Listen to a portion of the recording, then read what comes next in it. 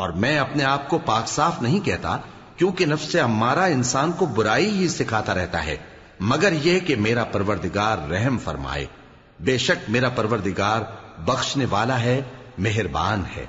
اور بادشاہ نے حکم دیا کہ اسے میرے پاس لاؤ، میں اسے اپنا مصاحب خاص بناؤں گا۔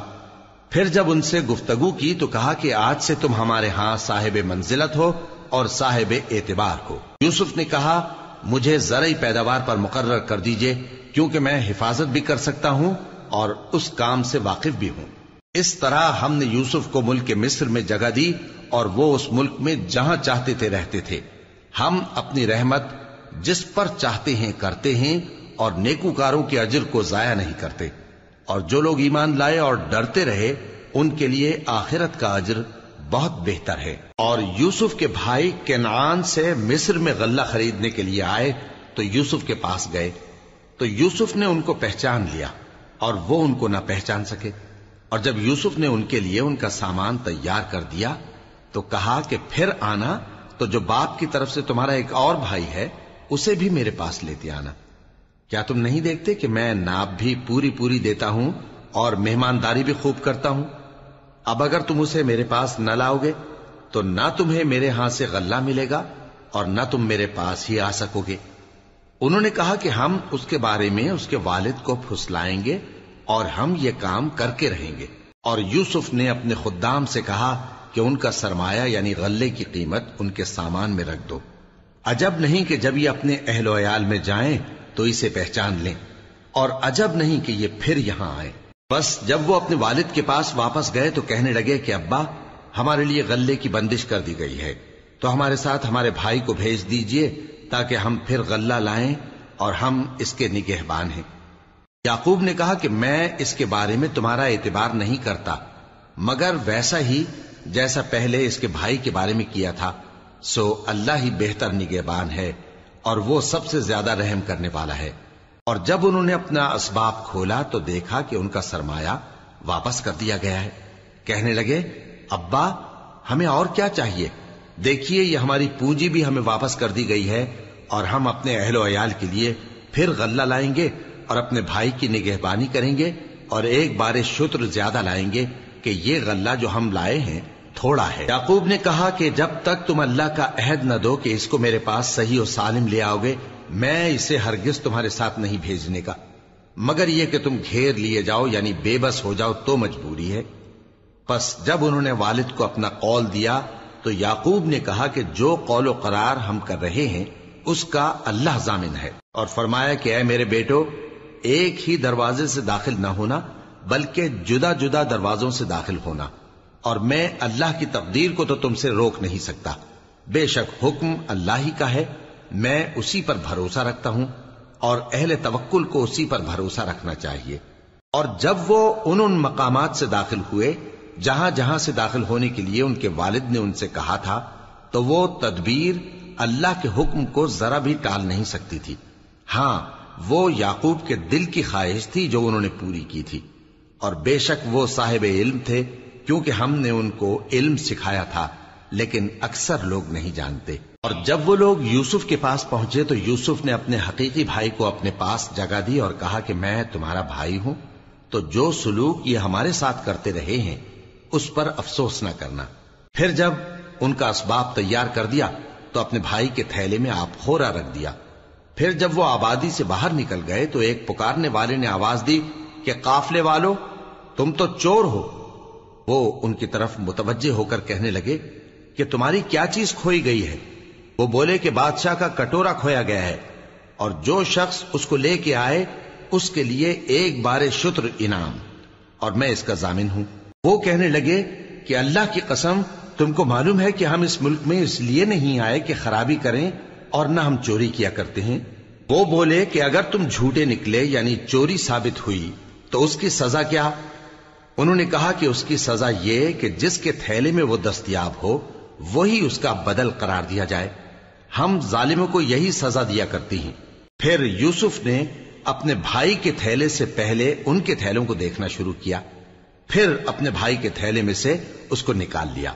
اس طرح ہم نے یوسف کے لیے تدبیر کی، ورنہ بادشاہ کے قانون کے مطابق وہ اپنے بھائی کو لے نہیں سکتے تھے مگر یہ کہ اللہ چاہے ہم جس کے چاہتے ہیں درجے بلند کرتے ہیں، اور ہر علم والے سے بڑھ کر ایک بڑا علم والا ہے۔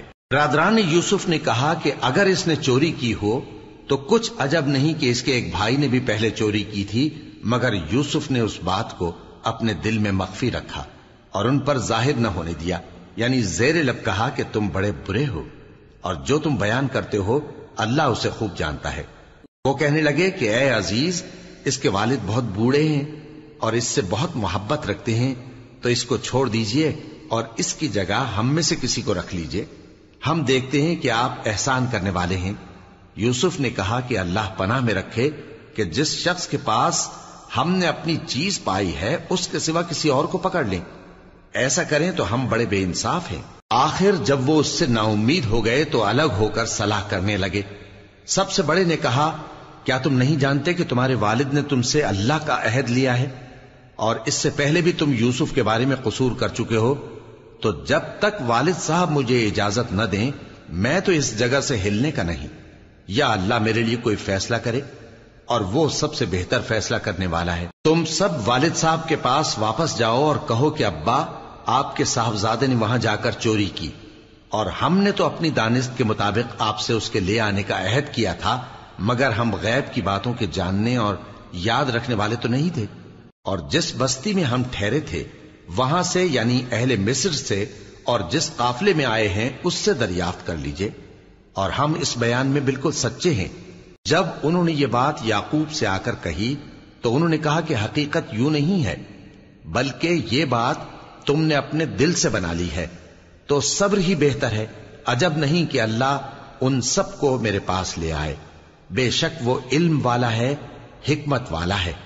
اور ان کے پاس سے چلے گئے اور کہنے لگے کہ ہائے افسوس یوسف پر، ہائے افسوس، اور رنج و الم میں ان کی آنکھیں سفید ہو گئیں اور ان کا دل غم سے بھر رہا تھا۔ بیٹے کہنے لگے کہ واللہ آپ تو یوسف کو اسی طرح یاد ہی کرتے رہیں گے یہاں تک کہ آپ گھل جائیں گے یا جان ہی دے دیں گے۔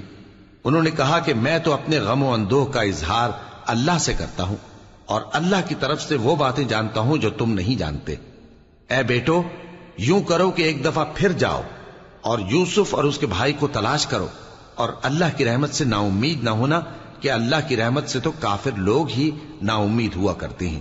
پھر جب وہ یوسف کے پاس گئے تو کہنے لگے کہ اے عزیز، ہمیں اور ہمارے اہل و عیال کو بڑی تکلیف ہو رہی ہے، اور ہم یہ تھوڑا سا سرمایہ لائے ہیں، آپ ہمیں اس کے عوض پورا غلہ دے دیجئے اور ہم پر خیرات کیجئے کہ اللہ خیرات کرنے والوں کو ثواب دیتا ہے۔ یوسف نے کہا، تمہیں معلوم ہے کہ جب تم نادانی میں پھنسے ہوئے تھے تو تم نے یوسف اور اس کے بھائی کے ساتھ کیا کیا تھا؟ وہ بولے، کیا واقعی تم ہی یوسف ہو؟ انہوں نے کہا، ہاں میں یوسف ہوں، اور بن یامین کی طرف اشارہ کر کے کہنے لگے، یہ میرا بھائی ہے، اللہ نے ہم پر بڑا احسان کیا ہے۔ جو شخص اللہ سے ڈرتا اور صبر کرتا ہے تو اللہ نیکوکاروں کا اجر ضائع نہیں کرتا۔ وہ بولے، اللہ کی قسم، اللہ نے تم کو ہم پر فضیلت بخشی ہے، اور بے شک ہم خطا کار تھے۔ یوسف نے کہا کہ آج کے دن تم پر کوئی ملامت نہیں، اللہ تم کو معاف کرے، اور وہ سب سے بڑھ کر رحم کرنے والا ہے۔ یہ میرا کرتا لے جاؤ، پھر اسے والد صاحب کے منہ پر ڈال دینا تو وہ بینا ہو جائیں گے، اور اپنے تمام اہل و عیال کو میرے پاس لے آؤ۔ اور جب قافلہ مصر سے روانہ ہوا تو ان کے والد کہنے لگے کہ اگر مجھ کو یہ نہ کہو کہ بوڑھا بہک گیا ہے تو مجھے تو یوسف کی بو آ رہی ہے۔ وہ بولے کہ واللہ آپ اسی قدیم غلطی میں مبتلا ہیں۔ مگر جب خوشخبری دینے والا آ پہنچا تو اس نے کرتا ان کے منہ پر ڈال دیا، سو وہ بینا ہو گئے، اور بیٹوں سے کہنے لگے، کیا میں نے تم سے نہیں کہا تھا کہ میں اللہ کی طرف سے وہ باتیں جانتا ہوں جو تم نہیں جانتے؟ بیٹوں نے کہا کہ ابا، ہمارے لیے ہمارے گناہ کی مغفرت مانگیے، بے شک ہم خطا کار تھے۔ فرمایا، میں اپنے پروردگار سے تمہارے لیے بخشش مانگوں گا، بے شک وہ بخشنے والا ہے، مہربان ہے۔ پھر جب یہ سب لوگ یوسف کے پاس پہنچے تو انہوں نے اپنے والدین کو اپنے پاس جگہ دی اور کہا، مصر میں داخل ہو جائیے، اللہ نے چاہا تو امن و امان سے رہیے گا۔ اور اپنے والدین کو تخت پر بٹھایا اور سب ان کے آگے سجدے میں گر پڑے۔ اور اس وقت یوسف نے کہا، ابا جان، یہ میرے اس خواب کی تعبیر ہے جو میں نے پہلے بچپن میں دیکھا تھا، میرے پروردگار نے اسے سچ کر دیا اور اس نے مجھ پر بہت سے احسان کیے ہیں کہ مجھ کو قید خانے سے نکالا، اور اس کے بعد کہ شیطان نے مجھ میں اور میرے بھائیوں میں فساد ڈال دیا تھا آپ کو گاؤں سے یہاں لایا۔ بے شک میرا پروردگار جو چاہتا ہے تدبیر سے کرتا ہے، وہ علم والا ہے، حکمت والا ہے۔ جب یہ سب باتیں ہو لیں تو یوسف نے اللہ سے دعا کی کہ اے میرے پروردگار، تو نے مجھ کو حکومت سے نوازا اور خوابوں کی تعبیر کا علم بخشا۔ اے آسمانوں اور زمین کے پیدا کرنے والے، تو ہی دنیا اور آخرت میں میرا کارساز ہے۔ تو مجھے دنیا سے اپنی اطاعت کی حالت میں اٹھائیو اور آخرت میں اپنے نیک بندوں میں داخل کیجو۔ اے پیغمبر، یہ اخبار غیب میں سے ہیں جو ہم تمہاری طرف بھیجتے ہیں۔ اور جب برادران یوسف نے اپنی بات پر اتفاق کیا تھا اور وہ فریب کر رہے تھے تو تم ان کے پاس تو نہ تھے، اور بہت سے آدمی گو تم کتنی خواہش کرو ایمان لانے والے نہیں ہیں، اور تم ان سے اس خیر خواہی کا کچھ صلہ بھی تو نہیں مانگتے۔ یہ قرآن اور کچھ نہیں تمام جہانوں کے لیے نصیحت ہے، اور آسمان و زمین میں بہت سی نشانیاں ہیں جن پر سے یہ گزرتے ہیں اور ان کو نظر انداز کر دیتے ہیں، اور یہ اکثر اللہ پر ایمان نہیں رکھتے مگر اس کے ساتھ شرک بھی کرتے ہیں۔ تو کیا یہ اس بات سے بے خوف ہیں کہ ان پر اللہ کا عذاب نازل ہو کر ان کو ڈھانپ لے، یا ان پر ناگہاں قیامت آ جائے اور انہیں خبر بھی نہ ہو؟ کہہ دو میرا رستہ تو یہ ہے، میں اللہ کی طرف بلاتا ہوں سمجھ بوجھ کر، میں بھی لوگوں کو اللہ کی طرف بلاتا ہوں اور میرے پیراؤ بھی، اور اللہ پاک ہے اور میں شرک کرنے والوں میں سے نہیں ہوں۔ اور ہم نے تم سے پہلے بستیوں کے رہنے والوں میں سے مرد ہی بھیجے تھے جن کی طرف ہم وہی بھیجتے تھے۔ کیا ان لوگوں نے ملک میں سیر و سیاحت نہیں کی کہ دیکھ لیتے کہ جو لوگ ان سے پہلے تھے ان کا انجام کیا ہوا؟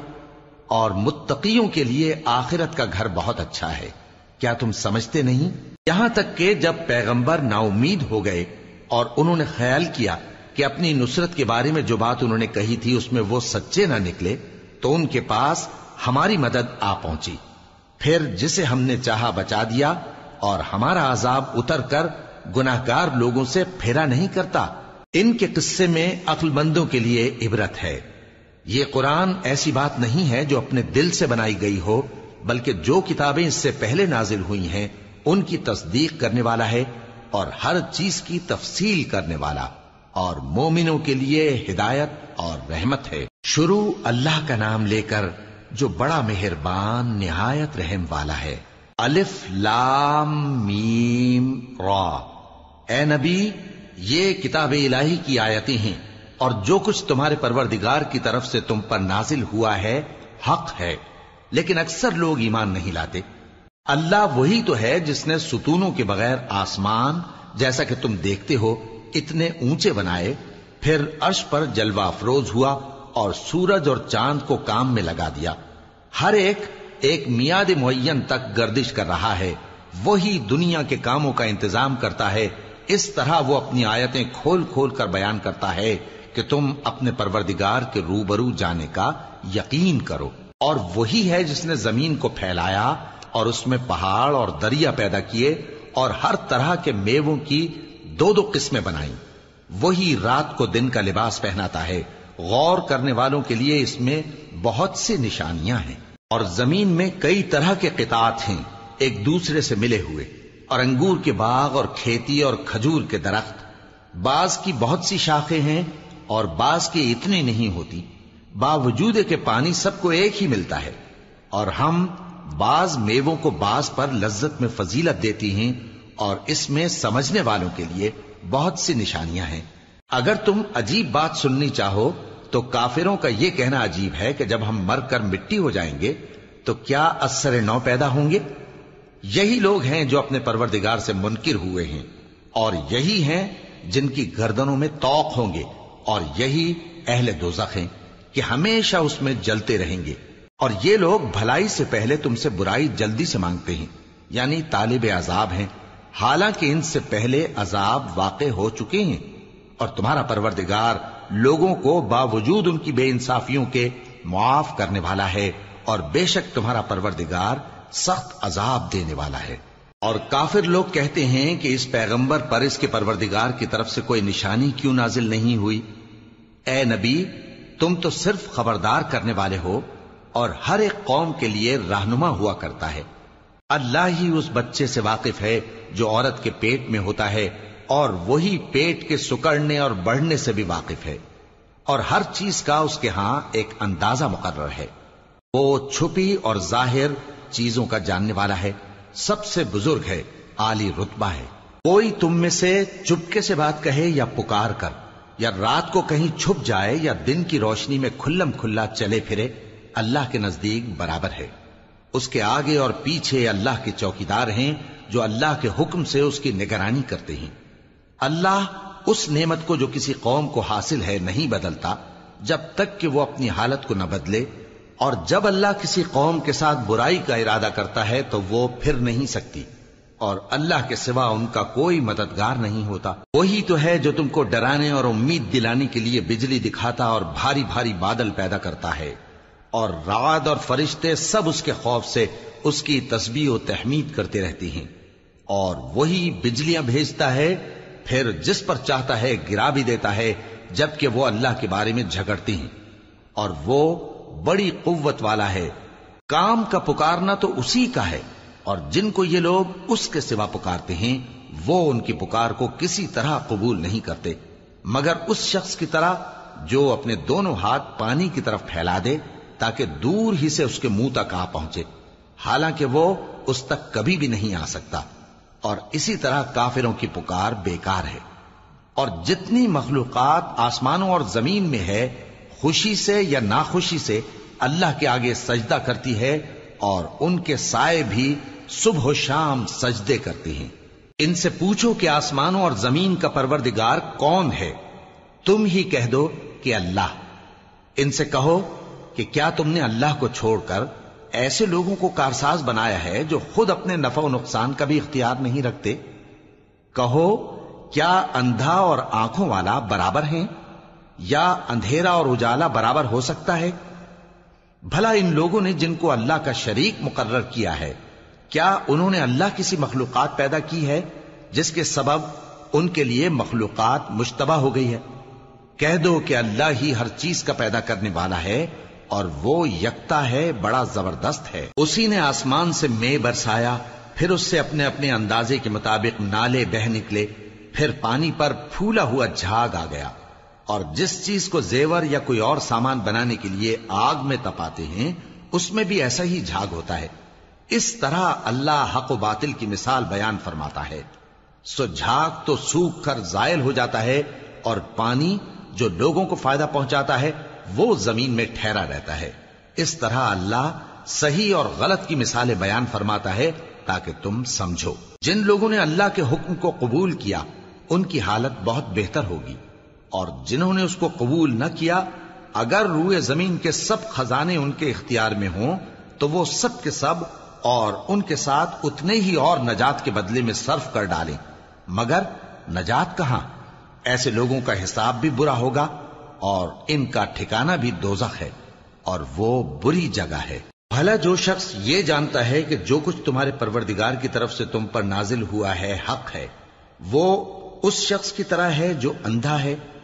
اور سمجھتے تو وہی ہیں جو عقل مند ہیں، جو اللہ کے عہد کو پورا کرتے ہیں اور قول و قرار کو نہیں توڑتے، اور جن رشتوں کے جوڑے رکھنے کا اللہ نے حکم دیا ان کو جوڑے رکھتے، اور اپنے پروردگار سے ڈرتے رہتے اور برے حساب سے خوف رکھتے ہیں۔ اور جو اپنے پروردگار کی خوشنودی حاصل کرنے کے لیے مصائب پر صبر کرتے ہیں اور نماز پڑھتے ہیں، اور جو مال ہم نے ان کو دیا ہے اس میں سے پوشیدہ اور ظاہر خرچ کرتے ہیں، اور نیکی سے برائی کو دور کرتے ہیں، یہی لوگ ہیں جن کے لیے عاقبت کا گھر ہے، یعنی ہمیشہ رہنے کے باغات جن میں وہ داخل ہوں گے، اور ان کے باپ دادوں اور بیویوں اور اولاد میں سے جو نیکوکار ہوں گے وہ بھی بہشت میں جائیں گے، اور فرشتے بہشت کے ہر ایک دروازے سے ان کے پاس آئیں گے اور کہیں گے تم پر سلام ہو، یہ تمہاری ثابت قدمی کا بدلہ ہے، اور عاقبت کا گھر خوب گھر ہے۔ اور جو لوگ اللہ سے پختہ عہد کر کے اس کو توڑ ڈالتے اور جن رشتوں کے جوڑے رکھنے کا اللہ نے حکم دیا ہے ان کو قطع کر دیتے اور ملک میں فساد کرتے ہیں، ایسوں پر لعنت ہے اور ان کے لیے برا انجام ہے۔ اللہ جس کا چاہتا ہے رزق فراخ کر دیتا ہے اور جس کا چاہتا ہے تنگ کر دیتا ہے. اور کافر لوگ دنیا کی زندگی پر خوش ہو رہے ہیں اور دنیا کی زندگی آخرت کے مقابلے میں بہت تھوڑا سامان ہے.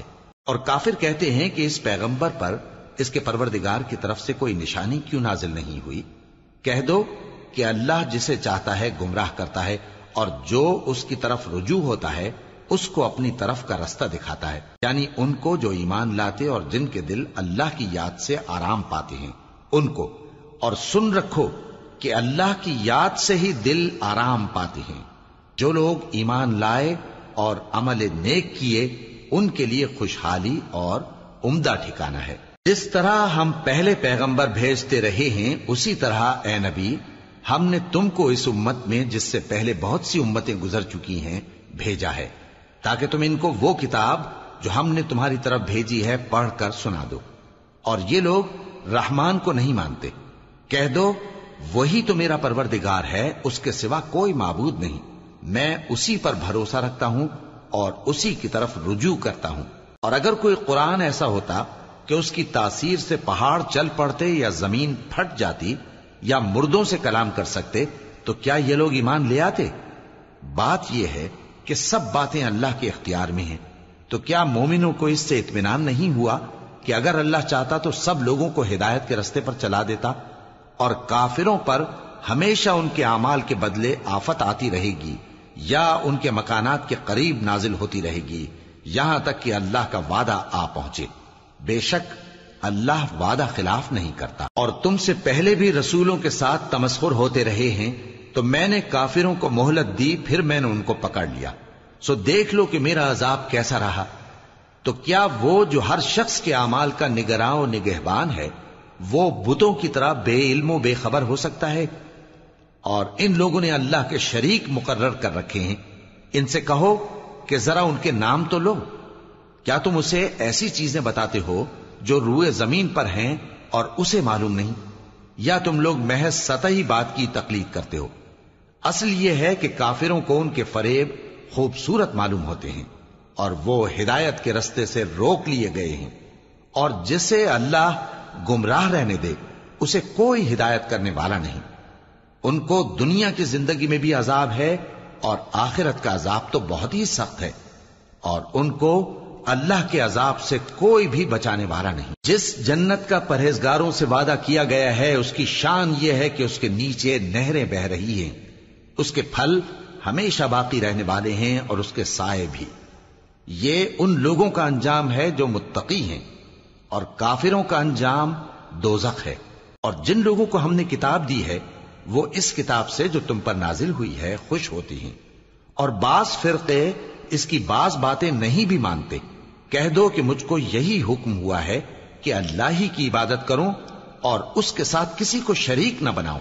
میں اسی کی طرف بلاتا ہوں اور اسی کی طرف مجھے لوٹنا ہے. اور اسی طرح ہم نے اس قرآن کو عربی زبان کا فرمان بنا کر نازل کیا ہے. اور اگر تم علم آ جانے کے بعد ان لوگوں کی خواہشوں کے پیچھے چلو گے تو اللہ کے سامنے کوئی نہ تمہارا مددگار ہوگا اور نہ کوئی بچانے والا. اور اے نبی ہم نے تم سے پہلے بھی پیغمبر بھیجے تھے اور ان کو بیویاں اور اولاد بھی دی تھیں، اور کسی پیغمبر کے اختیار کی بات نہ تھی کہ اللہ کے حکم کے بغیر کوئی نشانی لے آتا. ہر حکم قضا کتاب میں لکھا ہوا ہے. اللہ جس چیز کو چاہتا ہے مٹا دیتا ہے اور جس کو چاہتا ہے باقی رکھتا ہے، اور اسی کے پاس اصل کتاب ہے. اور اگر ہم کوئی عذاب جس کا ان لوگوں سے وعدہ کرتے ہیں تمہیں دکھائیں، یعنی تمہارے روبرو ان پر نازل کریں، یا تمہاری مدت حیات پوری کر دیں، یعنی تمہارے انتقال کے بعد عذاب بھیجیں، تو تمہارا کام ہمارے احکام کا پہنچا دینا ہے اور ہمارا کام حساب لینا ہے. کیا انہوں نے نہیں دیکھا کہ ہم زمین کو اس کے کناروں سے گھٹاتے چلے آ رہے ہیں؟ اور اللہ جیسا چاہتا ہے حکم کرتا ہے، کوئی اس کے حکم کا رد کرنے والا نہیں، اور وہ جلد حساب لینے والا ہے. جو لوگ ان سے پہلے تھے وہ بھی بہتیری تدبیریں کرتے رہے ہیں، سو تدبیر تو سب اللہ ہی کی ہوتی ہے.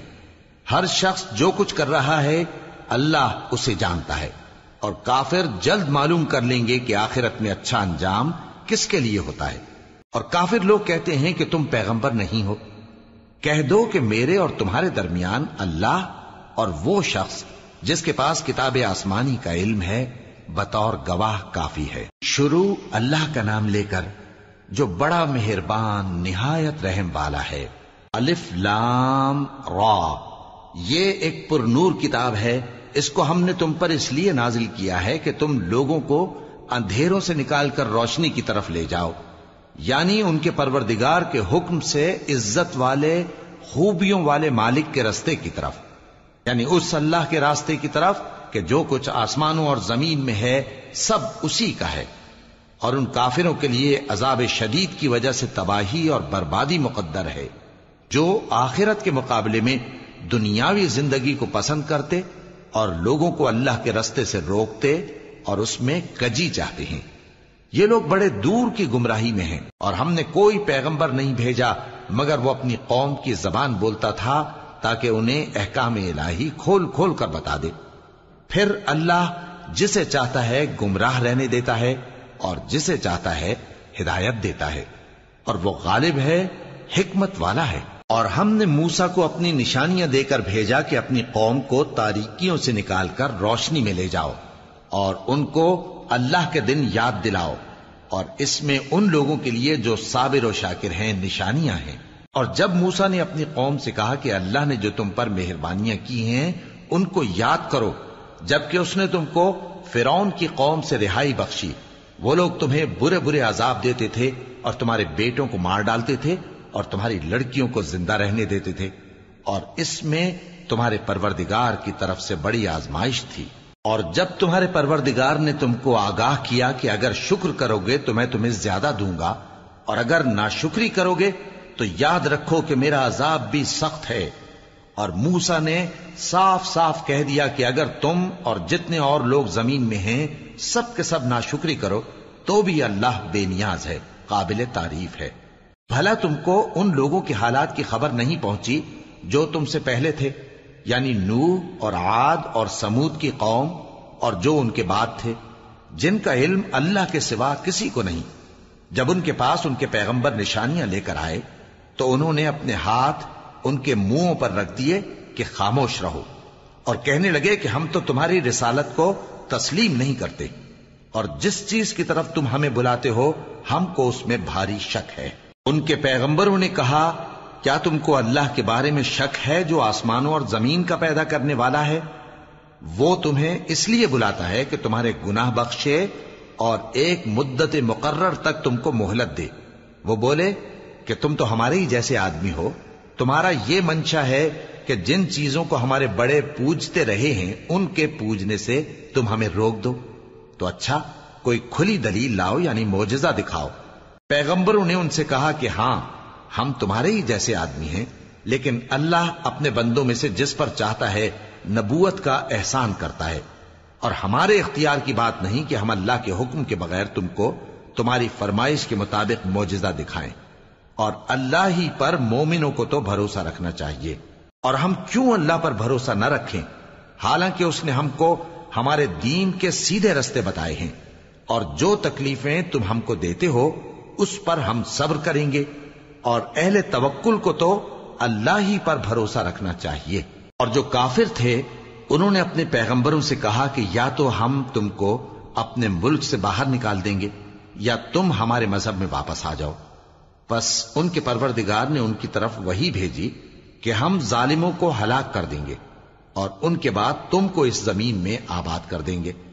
یہ اس شخص کے لیے ہے جو قیامت کے روز میرے سامنے کھڑے ہونے سے ڈرے اور میرے عذاب سے خوف کرے۔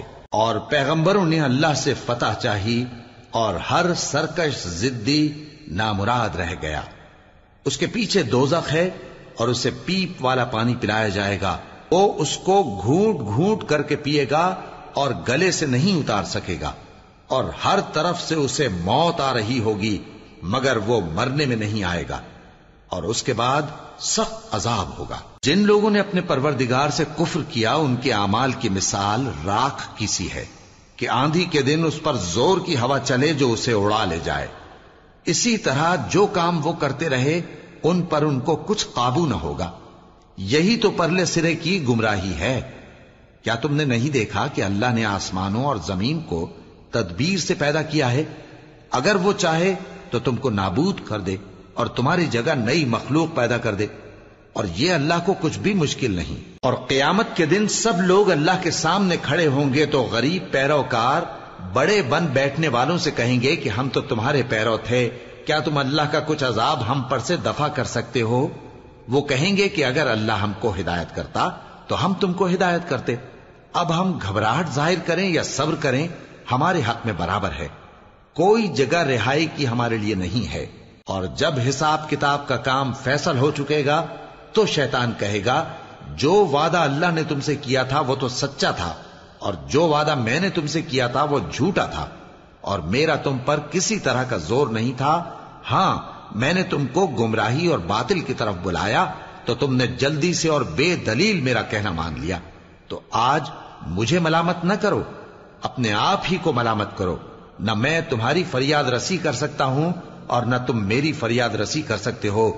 میں اس بات سے انکار کرتا ہوں کہ تم پہلے مجھے شریک بناتے تھے۔ بے شک جو ظالم ہیں ان کے لیے درد دینے والا عذاب ہے۔ اور جو ایمان لائے اور عمل نیک کرتے رہے وہ بہشتوں میں داخل کیے جائیں گے جن کے نیچے نہریں بہہ رہی ہیں۔ اپنے پروردگار کے حکم سے وہ ہمیشہ ان میں رہیں گے، وہاں وہ ہر ملاقات پر ایک دوسرے کو سلام کہیں گے۔ کیا تم نے نہیں دیکھا کہ اللہ نے کلمہ طیبہ کی کیسی مثال بیان فرمائی ہے؟ وہ ایسی ہے جیسے پاکیزہ درخت جس کی جڑ مضبوط ہو اور شاخیں آسمان میں پھیلی ہوں۔ وہ اپنے پروردگار کے حکم سے ہر موقع پر پھل لاتا ہو، اور اللہ لوگوں کے لیے مثالیں بیان فرماتا ہے تاکہ وہ نصیحت حاصل کریں۔ اور ناپاک بات یعنی غلط عقیدے کی مثال ناپاک درخت کی سی ہے کہ وہ زمین کے اوپر ہی سے اکھیڑ کر پھینک دیا جائے، اس کو ذرا بھی قرار و ثبات نہیں۔ اللہ مومنوں کے دلوں کو صحیح اور پکی بات سے دنیا کی زندگی میں بھی مضبوط رکھتا ہے اور آخرت میں بھی رکھے گا۔ اور اللہ بے انصافوں کو گمراہ کر دیتا ہے، اور اللہ جو چاہتا ہے کرتا ہے۔ کیا تم نے ان لوگوں کو نہیں دیکھا جنہوں نے اللہ کے احسان کو ناشکری سے بدل دیا اور اپنی قوم کو تباہی کے گھر میں لا اتارا، یعنی دوزخ میں، کہ سب ناشکرے اس میں داخل ہوں گے اور وہ برا ٹھکانہ ہے۔ اور ان لوگوں نے اللہ کے شریک مقرر کیے کہ لوگوں کو اس کے رستے سے گمراہ کریں۔ کہہ دو کہ چند روز فائدے اٹھا لو، آخر کار تم کو دوزخ کی طرف لوٹ کر جانا ہے۔ اے پیغمبر، میرے مومن بندوں سے کہہ دو کہ نماز پڑھا کریں، اور اس دن کے آنے سے پیشتر جس میں نہ اعمال کا سودا ہوگا اور نہ دوستی کام آئے گی، ہمارے دیے ہوئے مال میں سے پوشیدہ اور علانیہ خرچ کرتے رہیں۔ اللہ ہی تو ہے جس نے آسمانوں اور زمین کو پیدا کیا اور آسمان سے مے برسایا، پھر اس سے تمہارے کھانے کے لیے پھل پیدا کیے اور کشتیوں اور جہازوں کو تمہارے زیر فرمان کیا تاکہ وہ سمندر میں اس کے حکم سے چلیں، اور نہروں کو بھی تمہارے زیر فرمان کیا، اور سورج اور چاند کو تمہارے لیے کام میں لگا دیا کہ دونوں دن رات ایک ڈگر پر چل رہے ہیں، اور رات اور دن کو بھی تمہاری خاطر کام میں لگا دیا، اور جو کچھ تم نے مانگا سب میں سے تم کو عنایت کیا۔ اور اگر اللہ کے احسان گننے لگو تو شمار نہ کر سکو، مگر لوگ نعمتوں کا شکر نہیں کرتے۔ کچھ شک نہیں کہ انسان بڑا بے انصاف ہے، ناشکرا ہے۔ اور جب ابراہیم نے دعا کی کہ اے میرے پروردگار، اس شہر کو لوگوں کے لیے امن کی جگہ بنا دے، اور مجھے اور میری اولاد کو اس بات سے کہ بتوں کی پرستش کرنے لگیں بچائے رکھیو۔ اے پروردگار، انہوں نے بہت سے لوگوں کو گمراہ کیا ہے، سو جس شخص نے میرا کہا مانا وہ میرا ہے، اور جس نے میری نافرمانی کی تو تو بخشنے والا ہے، مہربان ہے۔ اے پروردگار، میں نے اپنی اولاد ایک وادی میں جہاں کھیتی نہیں، تیرے عزت و ادب والے گھر کے پاس لا بسائی ہے۔ اے پروردگار، تاکہ یہ نماز پڑھیں، سو تو لوگوں کے دلوں کو ایسا کر دے کہ ان کی طرف جھکے رہیں، اور ان کو میووں سے روزی دیتے رہنا تاکہ تیرا شکر کریں۔ اے پروردگار، جو بات ہم چھپاتے اور جو ظاہر کرتے ہیں تو سب جانتا ہے، اور اللہ سے کوئی چیز مخفی نہیں، نہ زمین میں نہ آسمان میں۔ اللہ کا شکر ہے جس نے مجھ کو بڑی عمر میں اسماعیل اور اسحاق بخشے، بے شک میرا پروردگار دعا سننے والا ہے۔ اے پروردگار، مجھ کو ایسی توفیق عنایت کر کہ نماز پڑھتا رہوں، اور میری اولاد کو بھی یہ توفیق بخش۔ اے پروردگار، میری دعا قبول فرما۔ اے پروردگار، حساب کتاب کے دن میری اور میرے ماں باپ کی اور مومنوں کی مغفرت کیجو۔ اور مومنوں، یہ نہ سمجھنا کہ یہ ظالم جو کام کر رہے ہیں اللہ ان سے بے خبر ہے۔ وہ ان کو اس دن تک مہلت دے رہا ہے جبکہ دہشت کے سبب آنکھیں پھٹی کی پھٹی رہ جائیں گی اور لوگ سر اٹھائے ہوئے میدان قیامت کی طرف دوڑ رہے ہوں گے۔ ان کی نگاہیں خود اپنی طرف لوٹ نہ سکیں گی اور ان کے دل مارے خوف کے ہوا ہو رہے ہوں گے۔ اور لوگوں کو اس دن سے آگاہ کر دو جب ان پر عذاب آ جائے گا۔ تب ظالم لوگ کہیں گے کہ اے ہمارے پروردگار، ہمیں تھوڑی سی مہلت عطا کر تاکہ ہم تیری دعوت توحید قبول کریں اور تیرے پیغمبروں کے پیچھے چلیں۔ تو جواب ملے گا، کیا تم پہلے قسمیں نہیں کھایا کرتے تھے کہ تم کو اس حال سے جس میں تم ہو زوال نہیں ہوگا؟ اور جو لوگ اپنے آپ پر ظلم کرتے تھے تم ان کے مکانوں میں رہتے تھے، اور تم پر ظاہر ہو چکا تھا کہ ہم نے ان لوگوں کے ساتھ کس طرح کا معاملہ کیا تھا، اور تمہارے سمجھانے کے لیے مثالیں بیان کر دی تھیں۔ اور انہوں نے بڑی بڑی تدبیریں کی، اور ان کی سب تدبیریں اللہ کے ہاں لکھی ہوئی ہیں۔ گو وہ تدبیریں ایسی غضب کی تھیں کہ ان سے پہاڑ بھی ٹل جائیں۔ تو ایسا خیال نہ کرنا کہ اللہ نے جو اپنے پیغمبروں سے وعدہ کیا ہے وہ اس کے خلاف کرے گا۔ بے شک اللہ زبردست ہے، بدلہ لینے والا ہے۔ جس دن یہ زمین دوسری ہی زمین بنا دی جائے گی اور آسمان بھی بدل دیے جائیں گے اور سب لوگ اللہ کے سامنے نکل کھڑے ہوں گے، جو یکتا ہے بڑا زبردست ہے۔ اور اس دن تم گناہگاروں کو دیکھو گے کہ زنجیروں میں جکڑے ہوئے ہیں، ان کے کرتے تارکول کے ہوں گے اور ان کے چہروں کو آگ لپٹ رہی ہوگی، یہ اس لیے کہ اللہ ہر شخص کو اس کے اعمال کا بدلہ دے۔ بے شک اللہ جلد حساب لینے والا ہے۔ یہ قرآن لوگوں کے نام اللہ کا پیغام ہے تاکہ ان کو اس سے ڈرایا جائے اور تاکہ وہ جان لیں کہ وہی اکیلا معبود ہے، اور تاکہ اہل عقل نصیحت حاصل کریں۔